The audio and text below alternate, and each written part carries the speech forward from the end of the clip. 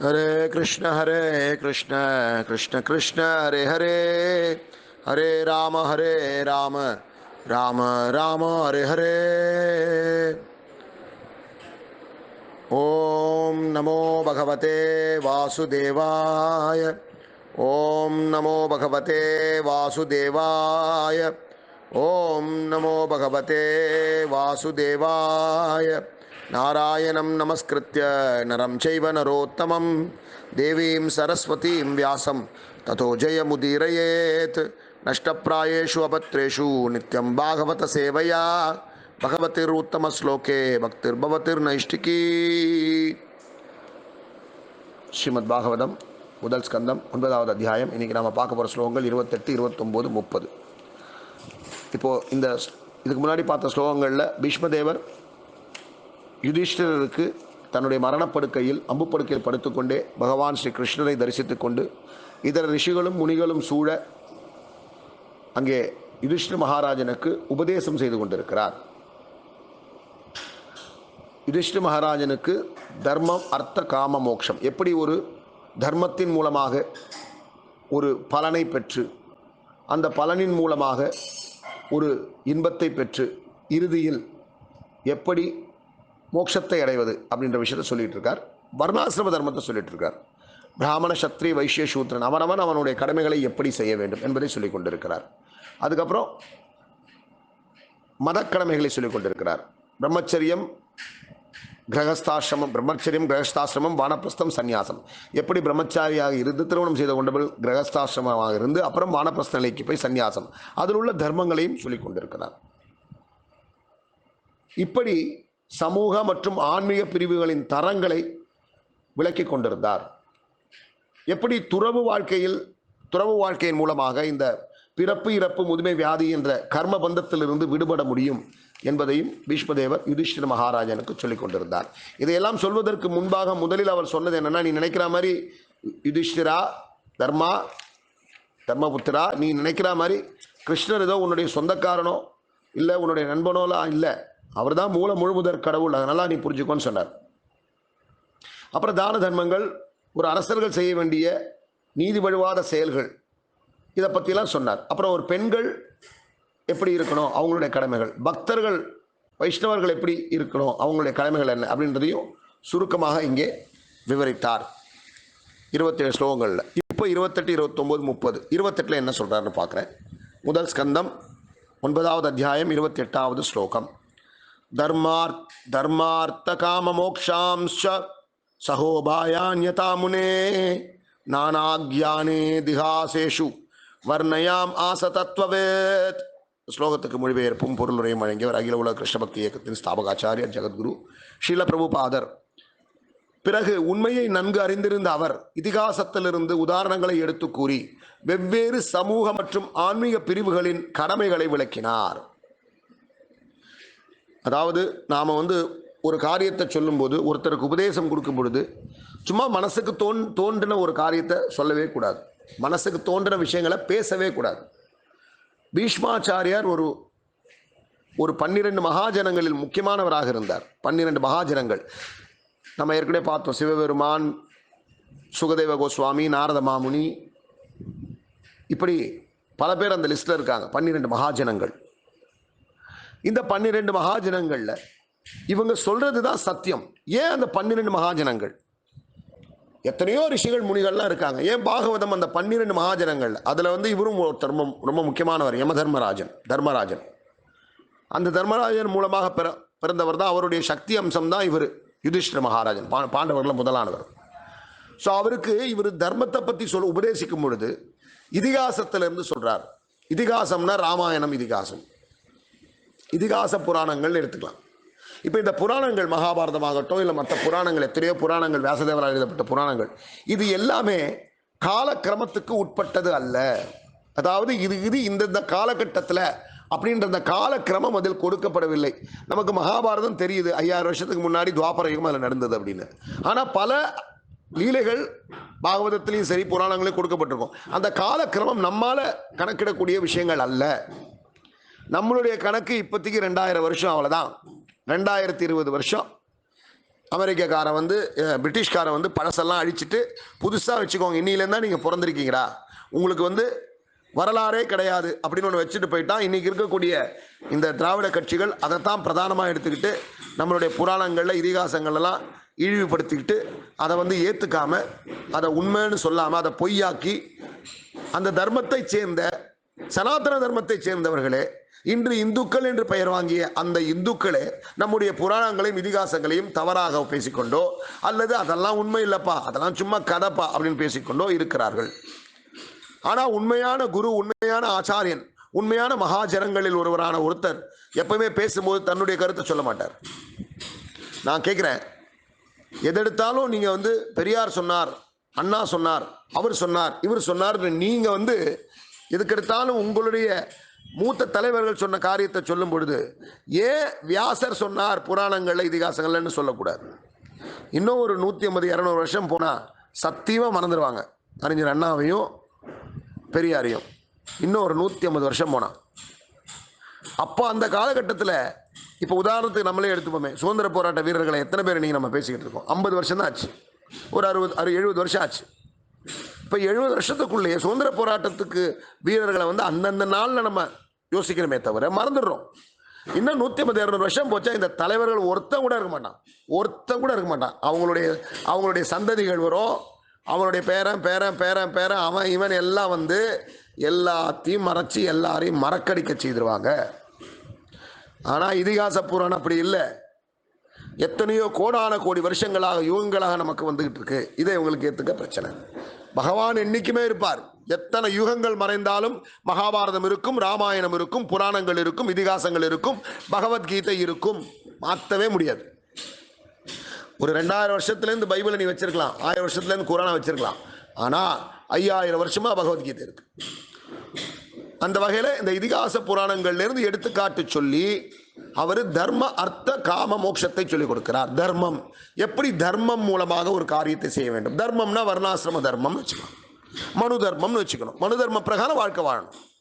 சும்மா மனு வந்து என்னன்னே தெரியாத, மனு யாருன்னே தெரியாத ஒருத்தன் பேசுகிற தர்மம் அல்ல அது. மனு தர்மம், மனு ஒரு மனிதன் எப்படி வாழ வேண்டும் என்ற தர்மம். வர்ணாசிரம தர்மம் அதுவும் கொடுக்கப்பட்டிருக்கு, அந்த தர்மத்தையும் கொடுக்கப்பட்டிருக்கு. அந்த தர்ம பிரகாரம் ஒரு வாழ்க்கையை வாழ வேண்டும். ஸோ இது ரெண்டுத்தையும் இந்த தர்மம் ஒரு வேத பிரகாரம் தர்மத்தை செய்து அப்படி செய்யும்போது அர்த்தம் உனக்கு பலன்கள் கிடைக்கிறது. நீ வேத பிரகாரம் ஒரு வாழ்க்கையை வாழும்போது உனக்கு பலன்கள் கிடைக்கிறது, அப்படின்னா பொருள் கிடைக்கிறதுன்னு அர்த்தம். இப்போ அந்த பொருளை வைத்து உனக்கு என்ன கிடைக்க போகுது? இன்பம், காமம், தர்ம அர்த்த காமம், அறம். அறம்னா தர்மம், சாஸ்திரத்தில் உள்ள விஷயத்தை செய்கிற, அது மூலம் கிடைக்கிறது என்ன? அர்த்தம், பொருள். இந்த பொருள் வந்தால் நீ அடுத்து செய்யப்படுறது என்ன? காமம். காமம்னாலே தப்பான விஷயம் இல்லை. காமம்னா ஆசைகளை பூர்த்தி செய்வது, இன்பம்னு அர்த்தம். இந்த இன்பத்தை ஒரு பக்தன் எப்படி செய்வான்? தன்னுடைய பணத்தை தன்னுடைய உடம்பை திருப்திப்படுத்துறதுக்காக செலவு பண்ண மாட்டான், பகவானை திருப்திப்படுத்துறதுக்காக செய்வான். அவன் ஒரு பிரம்மச்சாரியாக இருந்தாலும் சரி, குடும்பஸ்தனாக இருந்தாலும் சரி, வானப்பிரஸ்தனாக சன்னியாசியாக இருந்தாலும் அனைத்தையும் பகவானுக்கு அர்ப்பணமாக செய்து விடுவான். அவன் தன்னுடைய நாவையோ தன்னுடைய செவியையோ தன்னுடைய கண்களையோ தன்னுடைய பாலுறுப்பையோ தன்னை திருப்தி செய்வதற்காக அவன் செய்வதில்லை, அனைத்தையும் கடமையாக செய்கிறான், பகவானுக்கு அர்ப்பணம் செய்கிறான். ஸோ அந்த வகையில் அந்த மாதிரி ஒரு இன்பத்தை அனுபவித்தால், உதாரணத்துக்கு இந்த ஆணும் பெண்ணும் சேர்வது என்பது அதில் ஒரு ஒரு ஒரு ஒரு ஆசை உள்ள ஒரு இன்பத்தை அனுபவிக்கக்கூடிய ஒரு விஷயம். அதை வந்து பகவான் என்ன சொல்றார்? தர்மத்தின் முறையில் செய்யப்படும் காமமும் நானே. நீ ஒரு பெண்ணை வேத விதிமுறைப்படி திருமணம் செய்து அந்த பெண்ணிடம் நீ சந்ததிகளை வளர்த்து கொள்வதற்காக நீ ஒரு காரியத்தில் ஈடுபடும் பொழுது அது ஒரு யஜ்யமாக மாறுகிறது. அதனால தான் அந்த காலத்தில் கர்ப்போதான சம்ஸ்காரம்லாம் பண்ணாங்க. இன்னைக்கெல்லாம் கிடையாது. அது நல்ல நேரங்கள் பார்த்து, சுப முகூர்த்தம் பார்த்து, சரியான நேரத்தில் அந்த ஒரு சத்தான ஒரு சந்ததியை பெறுவதற்காக ஒரு காரியத்தை செஞ்சாங்க. இன்றைக்கெல்லாம் அது போயிடுச்சு.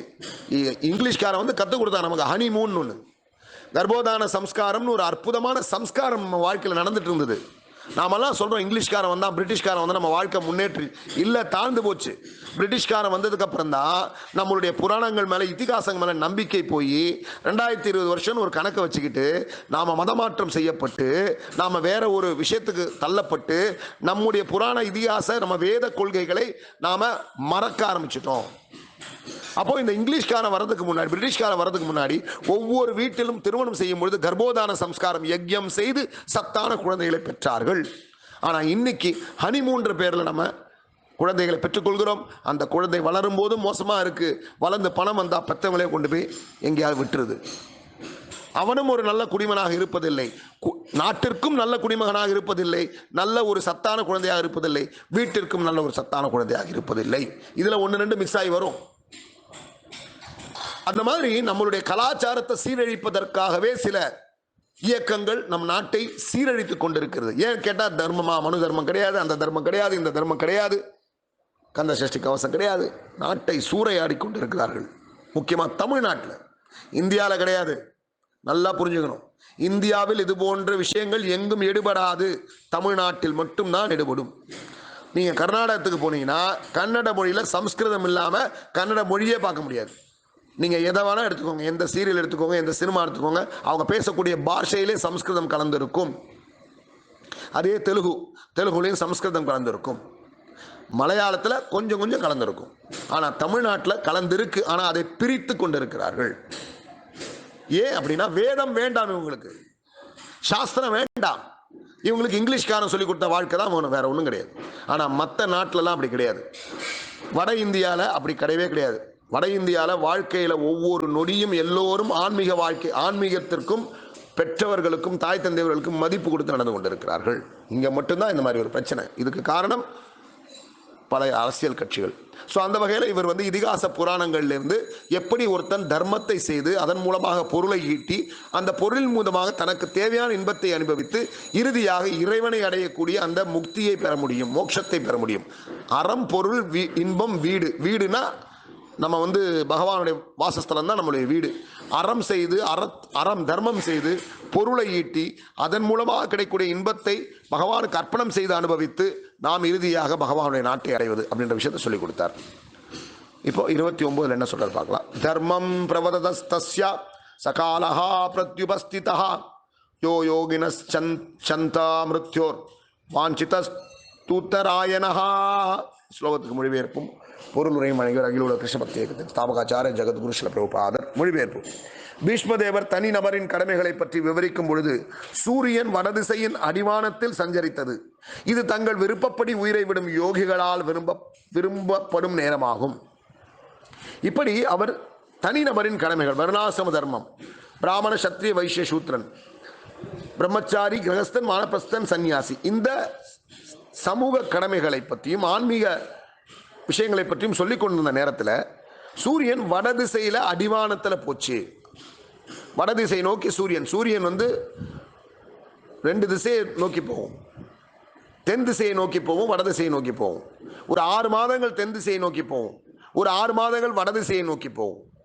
இப்போ இங்கே வடதிசையை நோக்கி போகக்கூடிய அந்த சூரியன் அடிவானத்தில், வானத்துடைய அடியில் சஞ்சரிக்கக்கூடிய நேரம் யோகிகள் தன்னுடைய உடலை, இந்த பௌதிக உடலை விடுவதற்கு மிகவும் விருப்பப்படக்கூடிய நேரமாகும். அதனால பீஷ்மதேவர் தனிநபரின் கடமைகளை பற்றி விவரிக்கும் பொழுது சூரியன் வடதிசையின் அடிவானத்தில் சஞ்சரித்தது. இது தங்கள் விருப்பப்படி உயிரை விடும் யோகிகளால் விரும்பப்படும் நேரமாகும். கடினமான யோகம் செய்து, ரொம்ப ரொம்ப கடினமான யோகங்கள் செய்து யோக முறையை பயன்பற்றி யாருக்கு என்ன கிடைக்குமோ அதை இங்கே பீஷ்மதேவர் ரொம்ப ஈஸியாக அந்த சூழ்நிலைக்கு வந்துட்டார். அவருக்கு நான் நினைக்கும் போது பிராணன் விடக்கூடிய சூழ்நிலை கிடைக்குது. பகவான் கிருஷ்ணரே நிற்கிறார் முன்னாடி. இப்போ அந்த சூரியன் அடிவானத்தில் வடதிசையை நோக்கி சஞ்சரித்தது. இது யோகிகளுக்கு ரொம்ப சிறந்த நேரம் அப்படின்னு சொல்லப்பட்டிருக்கு. இப்போ 30 என்ன சொல்றாரு பார்க்கலாம். ததோபசம்ஹிருத்யா கிரஹா சகஸ்ரநீர் விமுக்த சங்கம் மன ஆதி பூருஷே கிருஷ்ணே லசத்பீத பட்டே சதுர்புஜே புரஹா ஸ்திதா அம்லிதா திருக்விதாரயத். ஸ்லோகத்துக்கு மொழிபெயர்ப்பும் பொருளுரை வழங்குகிற அகில உலக கிருஷ்ண பக்தி இயக்கத்தின் ஸ்தாபகாச்சாரிய ஜெகத்குரு ஸ்ரீல பிரபுபாதர். மொழிபெயர்ப்பு. அதன் பிறகு ஆயிரக்கணக்கான அர்த்தங்களை கொண்ட வெவ்வேறு விஷயங்களை பற்றி பேசியவரும், ஆயிரக்கணக்கான யுத்தங்களை கண்டவரும், ஆயிரக்கணக்கான மனிதர்களை காப்பாற்றியவருமான அந்த மனிதர் பேச்சை நிறுத்தினார். மேலும் எல்லா பந்தத்திலிருந்தும் முற்றிலும் விடுபட்டிருந்ததால் மற்ற அனைத்திலிருந்தும் மனதை உள்ளுக்கு இழுத்து கொண்ட அவர் 4 கரங்களுடனும் மின்னும் மஞ்சள் நிற ஆடைகளுடனும் தனக்கெதிரே நின்றிருந்த ஆதி புருஷராகிய ஸ்ரீ கிருஷ்ணரின் மீது அகல திறந்த தமது கண்களை பதித்தார். எப்படி ஒருவர் பிராணனை விட வேண்டும் என்று இங்கு வழிகாட்டுகிறார் பீஷ்மதேவர். எப்படி எப்படி அவர் எப்படி பண்றார்? முதல்ல ஆயிரக்கணக்கான அர்த்தங்களை சொன்ன விஷயத்தை சொன்னார்.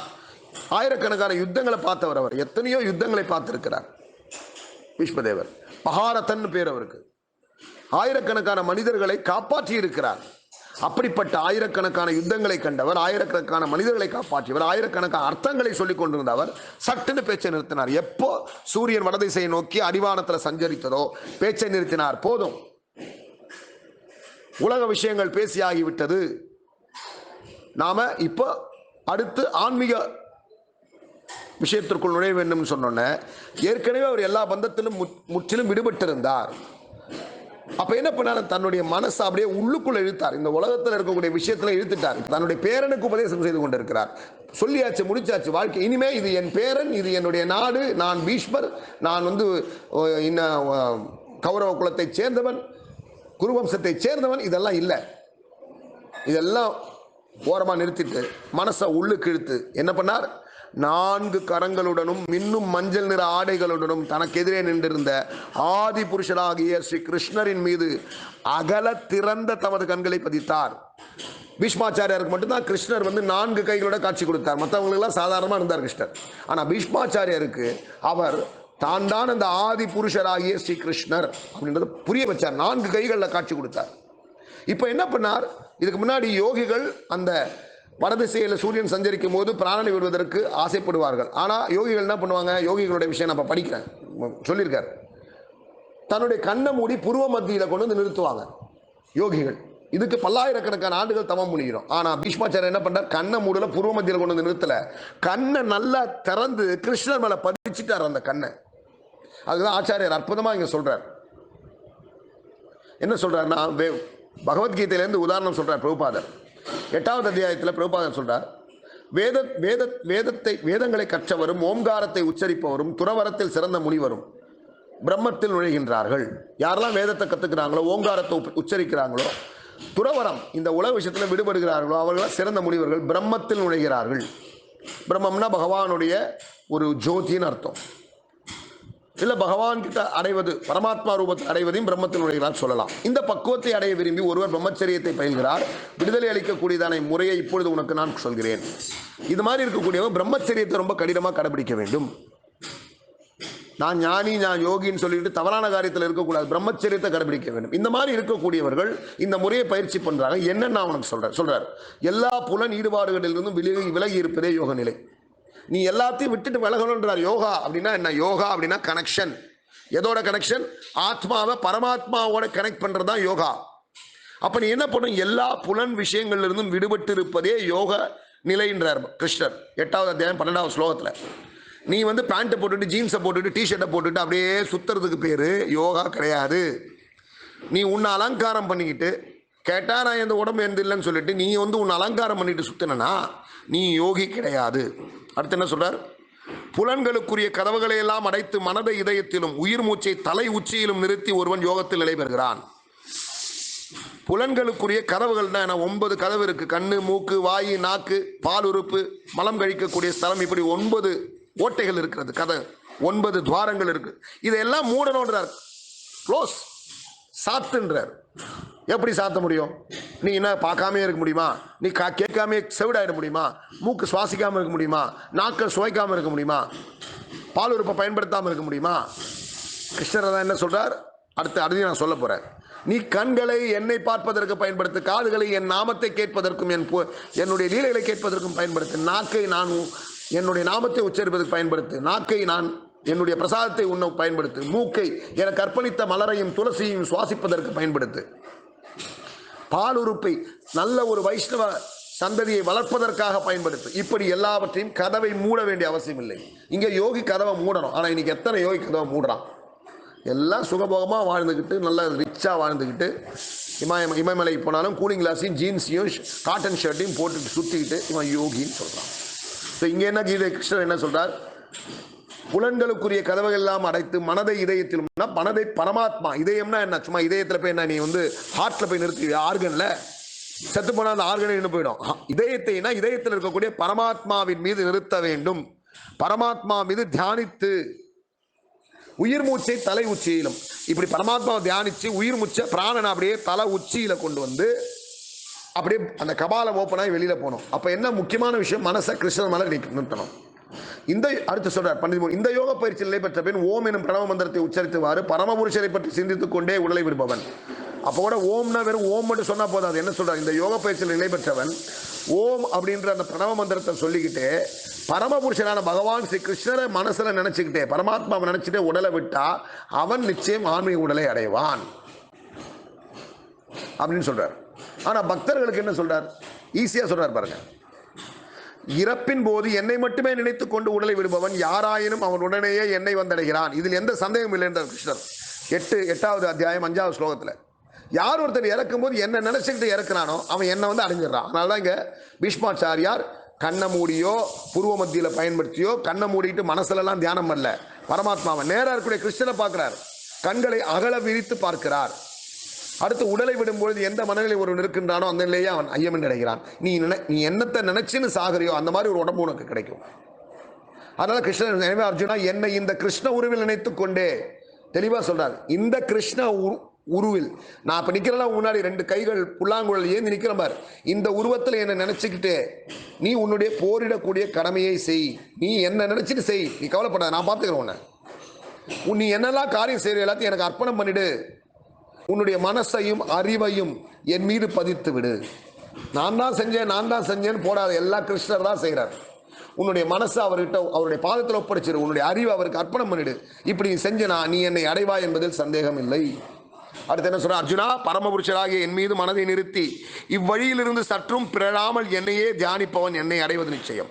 இந்த மாதிரி தன்னுடைய வாழ்க்கையில் எல்லாமே கிருஷ்ணருக்கு அர்ப்பணம் பண்ணி மனசை மேல நிறுத்துறவன், எந்த காரணத்தை கொண்டு என்னை விட்டு விலகாமல் இருக்கக்கூடியவன், என் மேல மட்டுமே போக்கஸா இருக்கிறவன், எந்த சூழ்நிலையிலும் என்னை விட்டு போகாமல் இருப்பவன், என்னை தியானிப்பவன் நிச்சயம் என்கிட்ட வருவான்.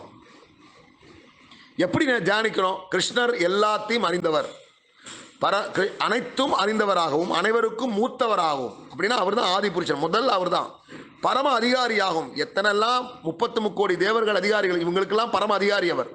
சின்னதுக்கெல்லாம் ரொம்ப சின்னவர், எல்லாத்தையும் காப்பாற்றக்கூடியவர்.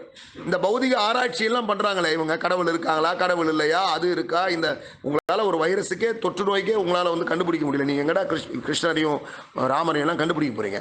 பௌதிக ஆராய்ச்சிக்கெல்லாம் அப்பாற்பட்டவராக அறியப்பட முடியாதவராகவும் எப்பொழுதுமே ஒரு நபராகவும் எண்ணி எப்பவுமே பகவான் கிருஷ்ணரை நபரா பார்க்கணும். அவர் ஜோதி, பகவானுக்கு உருவம் சக்தின்னு ஒன்று இருக்குப்பா, ஆனால் அது கிருஷ்ணரா சிவனான்னு எனக்கு தெரியாது, இப்படிலாம் பேசக்கூடாது, இதெல்லாம் முட்டாள்தனம். கிருஷ்ணர் சொல்றார் கீதையில, எப்பொழுதுமே என்னை ஒரு நபராக பார். என்ன ஒரு நபர், நான் ஒரு உருவமுள்ள ஒரு ஆன்மீக ஆதி புருஷன் அப்படின்னு நம்ம பார்க்கணும். எப்பொழுதுமே நபராக அவர் ஒரு நபராக எண்ணி ஒருவர் தியானிக்க வேண்டும். அவர் திவ்யமானவர் என்பதால் பௌதிக இயற்கைக்கு அப்பாற்பட்டவராகவும் சூரியனை போல் பிரகாசிப்பவராகவும் இருக்கிறார். அவருடைய உடம்புல இருந்து ஒரு தேஜஸ் வருது அப்படின்னு ரொம்ப தெளிவா கிருஷ்ணர் தன்னை யார் நினைச்சுக்கிட்டு இறப்பாங்களோ அவர்கள் இந்த உலகத்தில் திருப்பி வர்றதில்லைன்னு சொன்னார். அதனால ஒரு யோகி மாதிரி, அவர் பெரிய சிறந்த யோகியாக பீஷ்மதேவர் இருந்தாலும் கண்ணை மூடி பூர்வ மத்தியில் நிறுத்தல, அவர் கிருஷ்ணர் மேல தன்னுடைய பார்வையை பதித்து விட்டார், அகலத் திறந்து. அதனால மரணத்தின் போது எப்படி எல்லா விதமான கவனமும் கிருஷ்ணர் மீது இருக்க வேண்டும், ஒருவன் எப்படி இறக்க வேண்டும் என்பதற்கு பீஷ்மாச்சாரியர் அற்புதமான ஒரு உதாரணத்தை கொடுத்திருக்கிறார். ஜெகத்குரு ஸ்ரீல பிரபுபாதர் அகில உலக கிருஷ்ணபக்தி இயக்கத்தை ஸ்தாபித்த ஜெகத்குரு ஸ்ரீல பிரபுபாதரும் இதே மாதிரி இறக்கும் தருவாயில் பிருந்தாவனத்தில் பகவானுடைய ஜென்ம பூமியில் பகவான் லீலைகள் செய்த அற்புதமான அந்த க்ஷேத்திரத்தில் மரணப்படுக்கையில் ஸ்ரீமத் பாகவதத்திற்கு ஆங்கிலத்தில் மொழிபெயர்ப்பு செய்து கொண்டே பேசிக்கொண்டே தன்னுடைய பிராணனை விட்டார். அப்பேற்பட்ட மகா யோகி ஜெகத்குரு ஸ்ரீல பிரபுபாதர். அவருடைய கருணையால தான், அவர் கொடுத்த வரப்பிரசாதம் தான் இன்னைக்கு நம்ம ஸ்ரீமத் பாகவதம் பார்த்துட்டு இருக்கோம். இதுலேருந்து நம்ம தெரிஞ்சுக்க வேண்டியது என்னன்னா, நம்ம வாழ்க்கையில எல்லாவற்றையும் கிருஷ்ணருக்கு அர்ப்பணம் செய்துவிடு. வெற்றியாக இருந்தாலும் தோல்வியாக இருந்தாலும் பகவான் பார்த்துப்பார். நம்மளுடைய எண்ணம் என்றும் பகவானை பற்றியே இருக்க வேண்டும். அதற்கு ஒரே வழி, அவருடைய நாமத்தை சொல்ல வேண்டும். ஹரே கிருஷ்ண கிருஷ்ண கிருஷ்ண ஹரே ஹரே ராம ராம ராம ஹரி ஹரே. அந்த வாசுதேவனுடைய நாமத்தை சொல்ல சொல்ல சொல்ல சொல்ல ஹிருதயத்தில் அவர் வந்துடுவார். இது நமக்கு ஆச்சாரியர்கள் கொடுக்கக்கூடிய அற்புதமான வழி. இதை நாமும் ஏற்றுக்கொள்ள வேண்டும். இனியும் பல விஷயங்கள் நடக்கப் போகிறது பீஷ்மாச்சாரியருடைய வாழ்க்கையில். அது என்ன என்பதை ஸ்ரீமத் பாகவதம் மூலமாக நாம் தெரிந்து கொள்வோம். இன்றைய நாள் நல்ல ஒரு நாள் அமையணும்னு ஹரே கிருஷ்ண மகாமந்திரத்தை சொல்லி இன்றைய நாள் தூங்கலாம். ஹரே கிருஷ்ண கிருஷ்ண கிருஷ்ண ஹரே ஹரே, ஹரே ராம ராம ராம ஹரே ஹரே. ग्रंथराज श्रीमद् भागवतम की जय। जगद्गुरु श्री प्रभुपाद की जय। गुरुदेव की जय। சர்வம் ஸ்ரீ கிருஷ்ணார்ப்பணமஸ்து. ஓம் தத் சத்.